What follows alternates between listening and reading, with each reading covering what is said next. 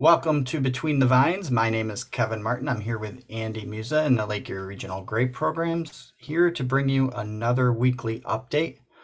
I think for the most part, we are starting to see grape harvest winding down, but it looks like this year we're never really going to say it's done. Um, I'm sure we will at some point. It will end one way or another. We did want to talk a little bit about the results of this season and sort of what is happening as it's ongoing, and sort of looking forward a little bit to this dormant period and what that might look like for growers. So, um, Andy, I think there was a little bit more frost damage in Pennsylvania. So, from what I've seen, that sort of in combination with where grapes tend to be sold if you grow them in Pennsylvania, I think you guys are closer to done down by where you live and where your office is, and certainly Northeast, than maybe in Chautauqua County. We're certainly well on our way to complete. Some of the major processors have closed, so I don't want to say that it's hanging out there in that sense, but we have a couple of cooperatives that are still harvesting. And I think a lot of it probably relates to containment of the crop. So it's not necessarily that growers were waiting for for Brix accumulation or anything like that at this point.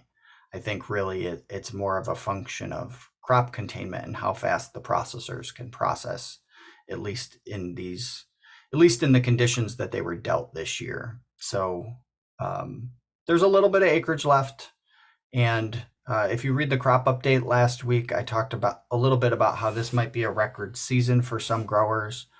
I have sort of independently verified that with some growers because I didn't want to, go out on a limb and say step out of line, because this season was complicated. There's certainly growers that it's not going to be a record for just a whole variety of reasons.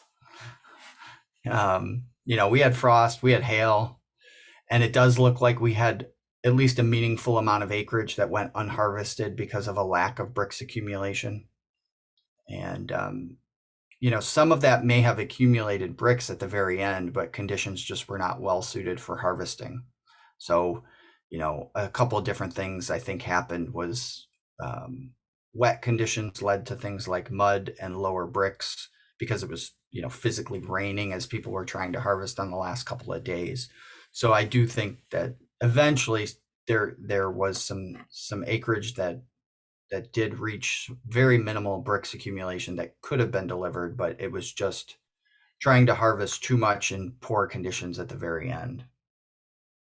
Um, but I know if you look at like National Grape, they had growers that traditionally deliver to Westfield delivering to Northeast. So I think a lot of those problems were regionally located in Chautauqua, Cattaraugus County based on conditions there. And some of the frost damage that occurred in Northeast. Probably in retrospect, some growers might eventually say that it was a little bit of a blessing in disguise because some of them had very nice yields. They just were not out of hand. Andy, is that sort of your observation? I think we've made that observation before. It's just at this point it's final, and really the only thing I had to add is it does look like we might have had some acreage not harvested. Yeah, I was a little surprised at how fast some of the canopies went down in some of the vineyard blocks. Um, I think if they hadn't gone as fast, even some of these heavily cropped vineyards, would have been closer to getting Brix up there quicker. But uh, they did seem to go down faster than I thought, because most of the season they were looking really nice. And and I think the majority of that they went down was because, some of these vineyard blocks had some really heavy crops. Right. And then we had a pretty rainy July, and then in August powdery mildew started to really move in on the canopy. And, some, again, depending on vineyard blocks and your management, some of them got some pretty decent powdery mildew. And, that could have contributed some, but I think mostly it was the heavy crop that, that, you know, brought those canopies down just because so much fruit and as much as it taxed the vines. Yeah, So I think when you see people really trying to reach minimum standards, you look for explanations, as to why one block was 14.4 and the other block was 14.6, or one block was 14.9 and the other block was 15. And, obviously some pretty subtle management changes might give you a tenth of a brick, that aren't related to yield. But the underlying problem, like you said, is we have 2-pound vines and 14-ton crops. yeah, And the easy solution is, of course, less yield, but you know, yield drives revenue. So I think that's where that temptation was this year. But well, and I think also, we talked about that, I think in a couple other podcasts, was the fact that, even if growers did a decent job of crop estimation, the size of the berries, made a difference, because they were big. The berries were big, I think, because all the rain and everything else. So that could have thrown it off a little bit too. But yeah, I heard, quite a few growers had contacted me also mentioning about shelling. And so there was quite a bit of shelling out there. And again, I think that was related mostly, overall to the heavy crop and maybe some potash deficiencies, because, I started to see, black leaf and then classic symptoms of potassium, the scorching around the leaf margins and things like that. And, I was contacted by a couple growers, went out and, they were only, an alleyway away, and you could see the difference between the two. You really could, because the one leaves were going downhill, but that was natural senescence. But there's some still green, but then the one right across the alleyway had the potassium symptoms, and he hadn't picked it yet, and a lot of the berries were shelling. right. And so I think that also came into play this year, just because of the heavy crop, that there was that potassium deficiency, and that probably contributed, quite a bit to some of the shelling. Yeah, I saw the same thing. There was some splitting and shelling, um, that did not necessarily seem obviously related to vineyard care that you could observe in um, September, if that makes sense. It was, or October. Like these vineyards probably had some fairly subtle potassium deficiency, and or it would have been subtle in a normal year, or they had some extra berry moth pressure or some splitting because of the berry size.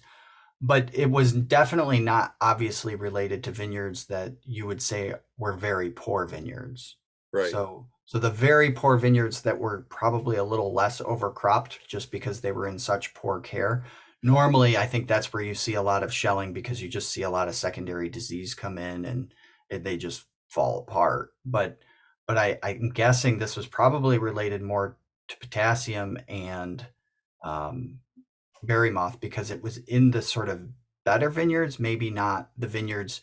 I didn't see it in vineyards where you would say the grower had a reputation for spending twice as much on production practices as they should. It was in vineyards where they're fairly conservative, and they, it's not a vineyard. They weren't vineyards where they don't put on potash, but they also don't, they're also very cost conscious. And Right. that's where I saw it. And this time of year, those vineyards looked pretty good. Like they weren't vineyards that didn't do weed control. But the one thing I would say is I saw that a month ago, and in the last month, everything looks the same. Yeah. Like the shelling, that was there, and the vineyards that didn't have shelling, they really still don't. I mean, I know they're going to. It's inevitable at this point. Up in parts of Cattaraugus and Chautauqua, we were down below 30 degrees. I think we were at 28.9 a few nights ago. So you definitely see a lot of berry degradation at this point related to that you didn't, and all the leaves are kind of crunchy. So it's only a matter of time. I think for most of our growers, that's probably a good thing. It might extend the pruning season a little bit. But for the growers, the few growers that are still harvesting, it's really getting down to the point where the season will probably end itself shortly. Yeah. Well, as far as the berry moth situation, definitely in those high risk areas, there was shelling due to berry moth, and you could definitely see it.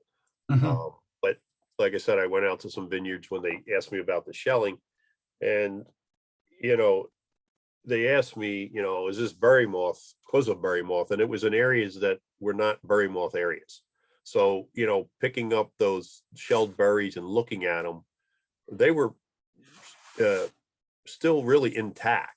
And, they didn't have any berry moth injury on them, no holes, no frass from the insects. They just didn't have the berry moth. So that was just the shelling, like I said, I think from the heavy crop and the maybe potassium deficiency. Right. So berry moth was out there, but I don't think it was, it definitely wasn't, I don't think, widespread enough that, it caused the shelling that a lot of guys were talking about.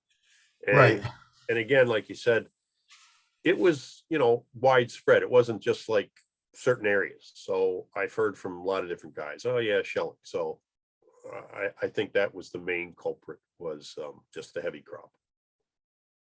Yeah, I mean, I've actually been really impressed with some of the vineyards I've been in that look like they have, you know, well under a ton to the acre on the ground with a 12-ton crop. Yeah. With very little differences that the growers are reporting when they harvested, on September 21st, and then they're back in there on October 29th harvesting again, observing very similar yields. I mean, in other years, we've seen yields cut in half over those calendar periods because of, I think, usually because of more weather related shelling. And I think that's what we missed out on. We like that the 8th was the first frost, and it was not across the whole belt. It was, none of the belt got a frost before the largest processors closed. And then there's a few, like I said, there's a few co-ops still going, and that frost just hit. So it usually takes a few days before you really start to see, if we get some high winds or something in areas that had frost now, you'll see shelling now. But the fact that we made it this long in those vineyards that didn't have potassium deficiency I was surprised. Well, plus I think we're pretty lucky considering the fact that they even started harvest a little later.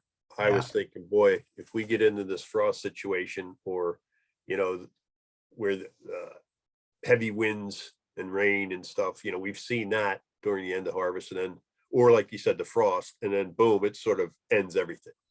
Right. So I think we were lucky in that respect that it didn't come earlier.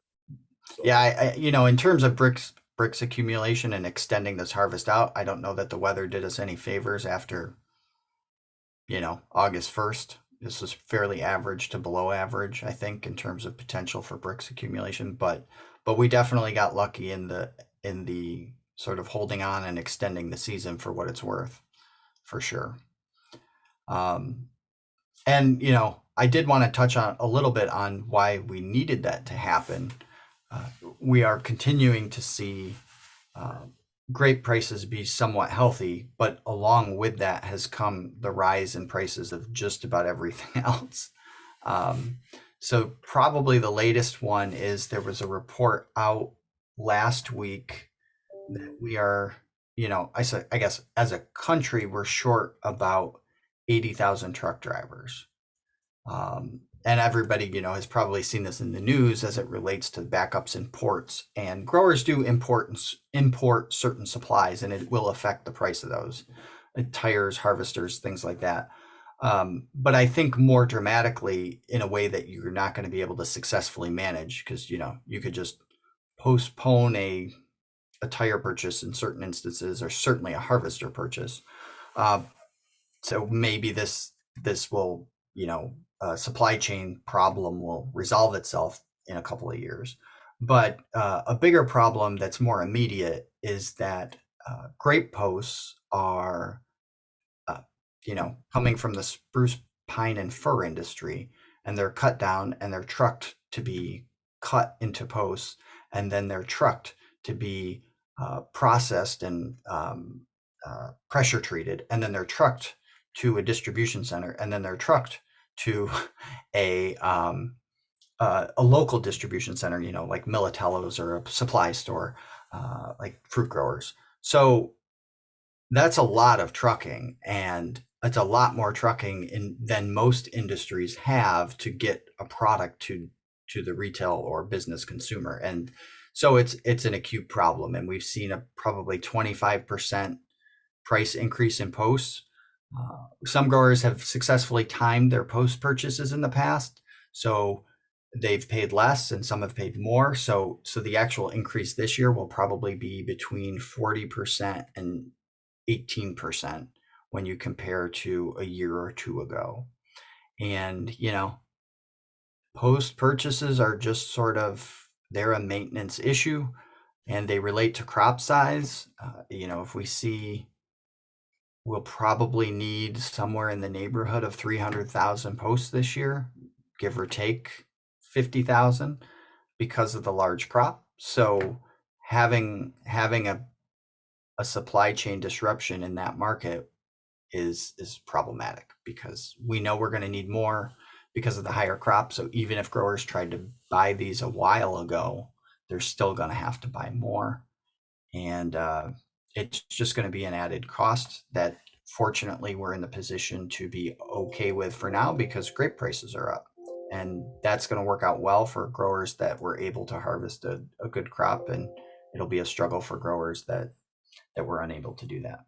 Well, that's a good point with the number of posts, because I heard from quite a few growers that, oh boy, you should see that, posts are snapping. And so, that heavy crop really did a number on a lot of vineyard posts. So I heard a lot of that. Yeah, a benchmark is usually, anything close to or above 10 per acre is a bit of a problem. I usually say, if somebody asks me, I've come across lease agreements where lease agreements say, I'll lease you these grapes, but you have to take care of them. And that's pretty much all they say. They don't, and so I don't have a problem with a lease saying something like, you get to lease my grapes, period. But if you're going to say, and you have to take care of them, you should really define how you take care of them.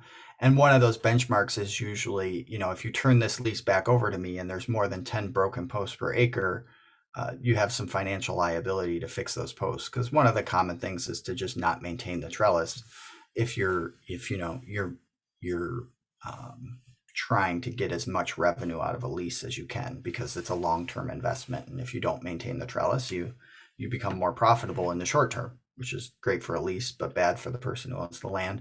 And the benchmark I use is usually around 10 posts per acre. A lot of people would probably exceed that benchmark, which usually indicates poor vineyard care, but I think this year just indicates a really heavy crop, and also some wind that occurred. And when you have a heavy crop and the trellis system starts to fail, sometimes the number of broken posts starts to multiply. Like when the big one breaks and there's two small ones next to it, all of a sudden you have 3 broken posts instead of 1. When they're just rotting and wearing out, it usually you just get 1, and that's it. So we definitely do, and I don't know what to do about it. We do not have adequate trellis construction for modern Concord vineyards.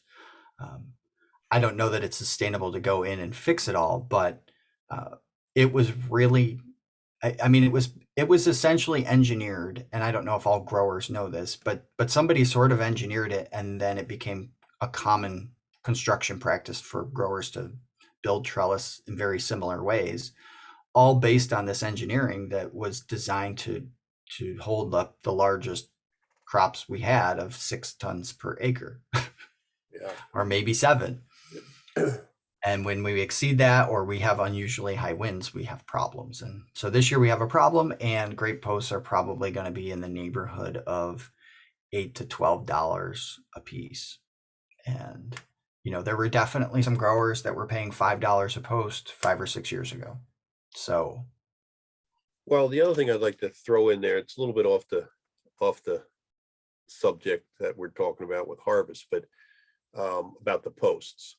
mhm, Depending on wherever you get the post from, one of the things, especially from areas that may have spotted lanternfly, growers should hopefully they're checking those posts so that if they're coming from certain areas, they could have egg masses from spotted lanternfly, and you know, so just be aware of that.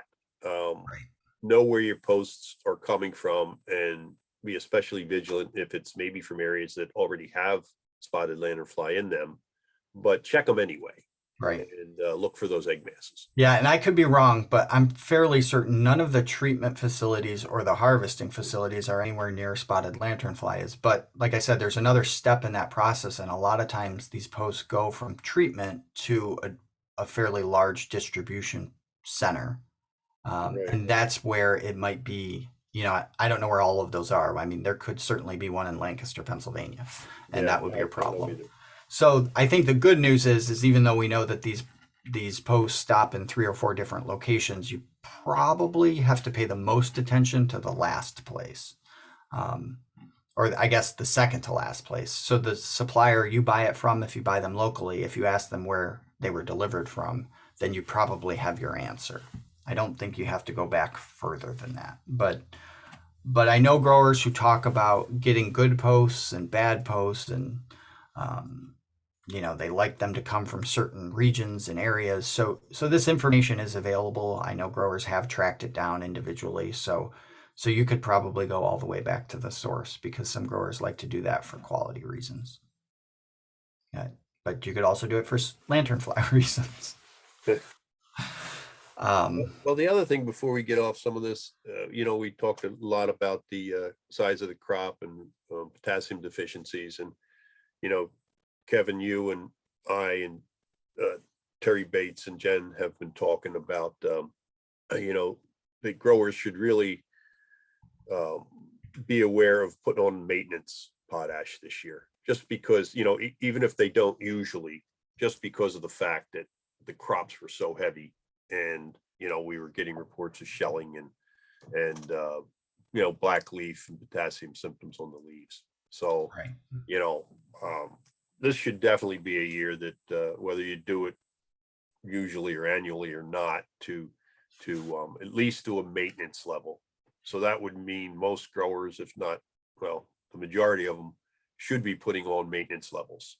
So a lot of guys will be using potash, and like you said, price wise, uh, at least the grape prices were up, and they're in a better financial system to Yeah. shape. Now, Andy, do you recall what a maintenance application is? I think um I think it depends on maybe the symptoms. I think we were talking about, I know, 300 pounds of potash, um, and that would equate to about 250 of actual. Um, so the potash itself would be to 300 pounds, but I think it's in a I don't know what a normal year is, but when it's not really a heavy crop, if you're going to be putting on a maintenance level, it's lower than that. It might be 200 of Okay. potash. So, and I think in our discussions, and correct me if I'm wrong, Kevin, we said, there'd be no problem with really putting on 300 with these, if you had these heavy crops.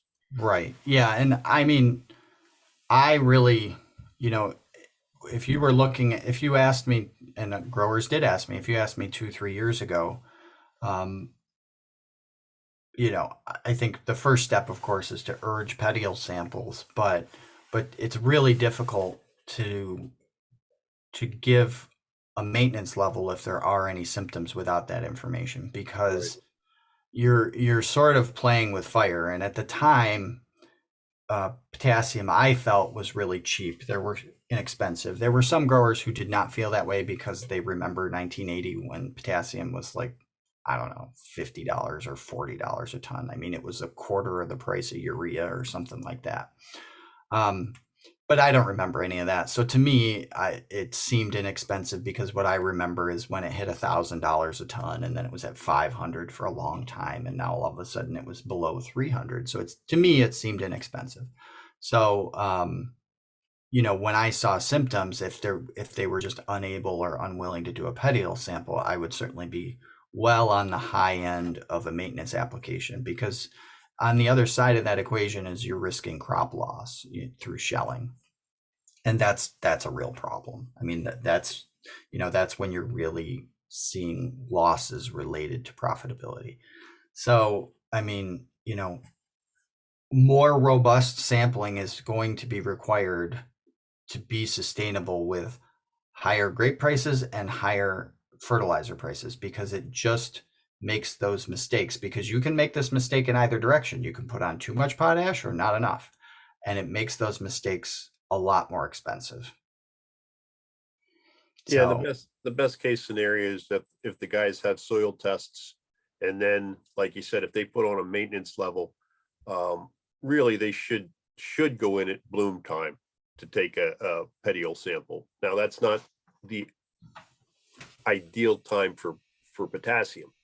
you're That's saying you're saying if they had symptoms this year and they didn't take a petiole this year or recently, do right. a time? Yeah. Right. I And like we had discussed before, this way, if they get it at bloom, a petiole sample, and they're low, they have time then to put that on, so that, you don't have that problem, at harvest. So it has the season to at least, um, I know a lot of guys won't do that, and, but they should. right. Especially like you said, if they're just put on a maintenance level, they really don't have any idea. Like you said, you're usually playing with fire that way, because you really don't know, what you need. Right. But I think with the amount of crop, I don't think the guys, 200-300 pounds would, you there wouldn't be any problem with that. But they still should take bloom petioles to find out what it is, so that they would have time to put on that potash, before harvest. Right. Um, yeah, and I do think, we said this not a year ago. We didn't say it a year ago because that would have been premature, but it's been almost a year since we said, potassium prices are rising. You should probably reconsider a build program and really start thinking about maintenance and doing some careful petiole sampling. So you know that it's adequate, but you're not necessarily building it up in the soil for a dry year or an unusual crop year. You're a little more closer to the edge, and we've seen potassium go from 330 a ton since harvest of last year to probably 750 a ton this year, and it's up. Um, it's up about 25% in the last few weeks. So I would anticipate that there's nothing to indicate that sort of fever will subside yet. So I think you'll see a little bit more increasing before things level off. Um, Earlier in the year, it was all about nitrogen sources and the rapid price increase in nitrogen. And then potassium took a turn, and potassium's still going pretty hot with its rapid price increases, and nitrogen is back on to sort of being on fire. So the other thing you're going to have to do is watch your nitrogen applications, and we know for sure that you can afford to. A lot of growers can afford to do that, and I would expect that they will this year, because it's going to be very expensive. So nitrogen can be fairly affordable when you put it on in very low rates, but when you really start to use it the old fashioned way, it's going to get really expensive really quickly now. So 100 pounds of actual is going to be a problem financially. I think it's always been a problem environmentally, but now it's in my wheelhouse. Now it's a problem financially. um, Well, and one way that we found that keeps growers from putting on excessive amounts is when the nitrogen prices are high. yeah, When they're low, it's like, I'll throw more on. We don't like to see growers do that. Like you said, again, because if you don't need it, then why put it on, even if it's cheap? right. And so with the excess, the price increase, that may keep some growers from going overboard. Yeah. And I mean, we're seeing the urea prices move fast enough that a lot of times I sort of recommend when growers should buy things a little bit, just based on long term trends. But when you start to see individual volatility like this, that's not something you can predict. And you're probably going to do it wrong. And we don't have a crystal ball. Um, like we see it with fuel prices all the time. It's always cheapest in January, except when the market's going a little crazy in one direction or another, and that will define that will upend sort of seasonal long-term trends when you start to see a lot of volatility in price movement. And the same thing at the fertilizer market. There are these seasonal trends that usually make sense, but when you start to see really dramatic increases or decreases in certain years, then those seasonal trends fall apart. Well, Um, I don't want to put you on the spot here, but would you say for fertilizer, especially something like potash or even nitrogen, that growers should buy it, considering the backlog that we have, and the demand for products? I think generally everybody's saying this isn't going to level out for a little bit, and that prices will continue to be high. Would you say for fertilizer it would be better to buy it maybe as soon as you can rather than wait, or is it just too volatile as far as the backlog in getting fertilizer maybe to the growers?